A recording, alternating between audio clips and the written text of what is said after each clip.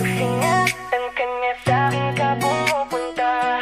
Pag iniwan ka, ako nandito lang, diba?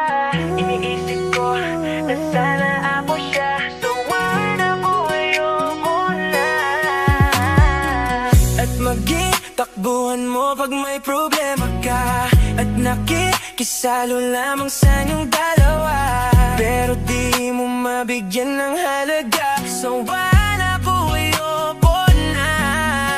Araw-araw nasasayang lamang pagmamahal mo sa kanya. Bakit di mo ba makitang parang ikaw na lang sinta ang lumalaban para magtagal pa kayong dalawa? Lahat tinitiis mo kahit na nasasaktan ka na.